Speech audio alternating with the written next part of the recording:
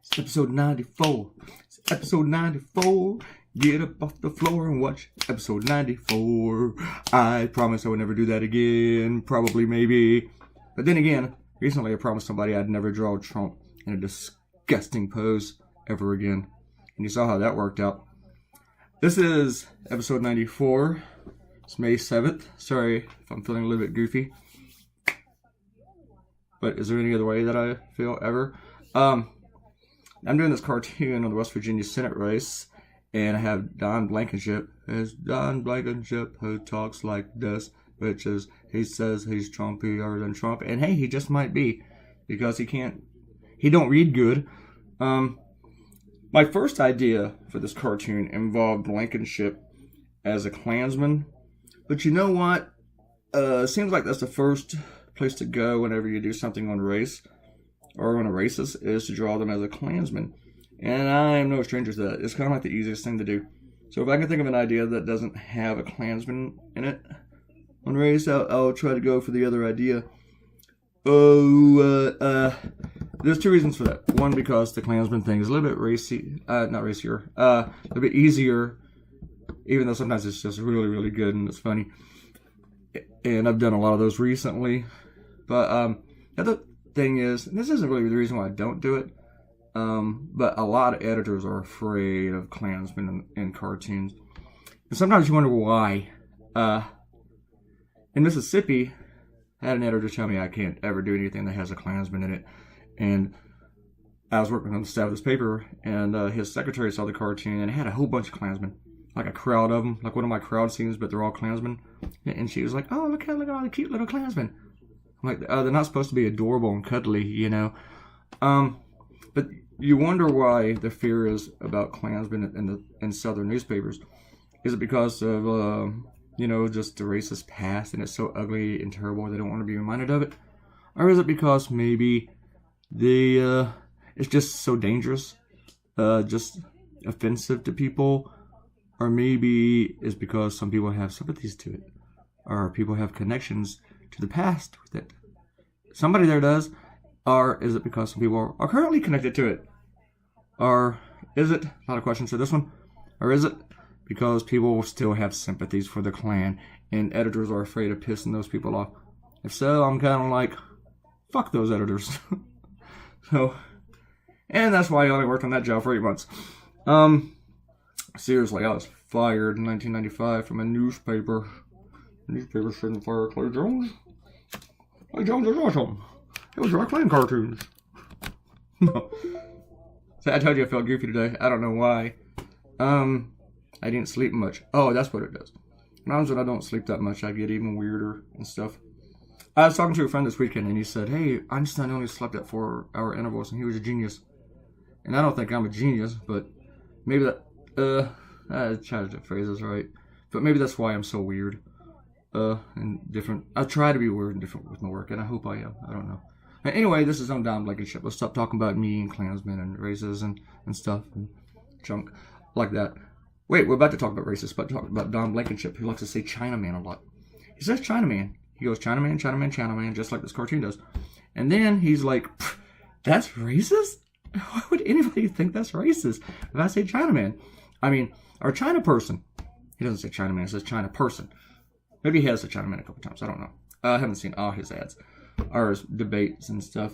At some event, he was defending it. He was equating it to saying Mexican person or an African person. But, if you walk up to a black guy, I don't think he'd appreciate if you called him an African person. Just to identify somebody that way is just kind of a dick move, right? But he also equated it with, well, I'm a West Virginia person.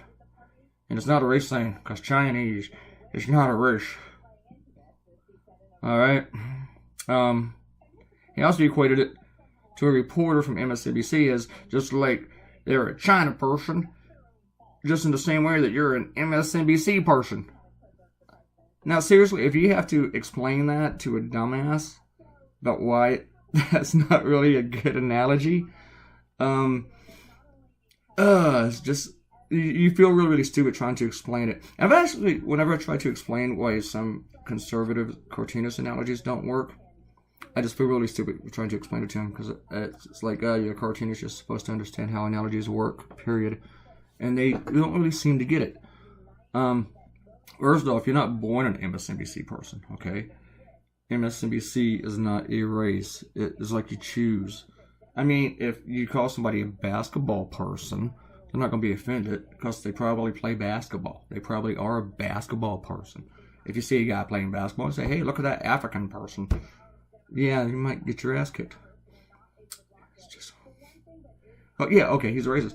But the big thing was, one reason I didn't want to do the Klansman thing, my first one was he was in a hood, and he said, hey, it's not saying China person that makes me a racist or something like that. But I like this one better because it took the focus back on where I think it should be the focus, which is like there's 29 dead people that this guy is directly responsible for. This guy was sentenced to a year in jail. A year. There are 29 people dead. He was sentenced a year. He could have got 30 years. He got a year. Did I mention he only got a year? Yeah. But he's a criminal person. He's a convicted person. He is still on probation, and he's running for the Senate. United States Senate. And he might be in the lead. State polls are kind of weird, kind of hard to be accurate with the state poll. In Virginia, we had a super duper tight race between the Republican and the Democrat. And even a lot of liberals thought the Republican was going to win. And he got his ass kicked. Bad. And the Democrats, a bunch of new people went to the General Assembly, and they came within one representative from taking over the General Assembly. And that was only because of a coin toss, because they were tied supposedly. I don't think they were. I think the Democrats were robbed. But in Alabama, it was very, very... actually, those polls were really, really close because they had them close, and then it came out close. And Roy Moore barely lost to Doug Jones. But just like Roy Moore should have been disqualified before the whole pedophile thing came up, before you discovered that, you know, he liked to go to malls when he's in his 30s and pick up teenage girls, you know, in the food court. You just go outside the Subaru. How you doing?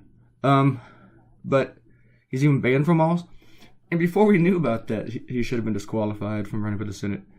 Donald Trump Jr., and just like, you know, this guy, Blankenship, should be disqualified before he ever said China person and gave us dumb excuses for it in defense of it so that he can keep saying it. Even after people say to him, just like with Donald Trump, he says he's Trumpier than Trump. People say, hey, that's offensive. He keeps saying it. A Native American told Trump at an event that saying Pocahontas was offensive. And he goes, oh, it is? And guess what? He still says it. But yeah, this guy should totally be disqualified because he's a convicted criminal. And the thing is, Republicans don't want him here. Well, the mainstream Republicans, which fires up his base. And one funny thing is Donald Trump Jr. tweeted, you know, we shouldn't have any more unforced errors like in Alabama and elect this guy, and that'll give the Democrats the seat. Or let them retain the seat because they currently hold it. In very conservative West Virginia, where Trump is just stupid popular. God, it's so stupid. But, you know, Donald Trump tweets about the unforced errors. You mean the unforced error, Trumpy Jr., of like your dad endorsing a freaking pedophile? Of course, it's the same guy that defends Nazis. Meh, they murder somebody. There were still some good people among the Nazis chanting blood and soil, and Jews would not replace us. People. I just lose patience with stupid sometimes. I just don't have... I really like drawing this guy, too. That was another reason I didn't want to do Klan things. I thought, if I have him as a Klansman, I don't get to draw his ugly head. I don't... He's got like a fat Cliff Clavin thing going on. Don't you agree? Go look for a photo of Don Blankenship. He looks like a fat, stupid Cliff Clavin. And Cliff Clavin is already stupid. Somebody talking to me.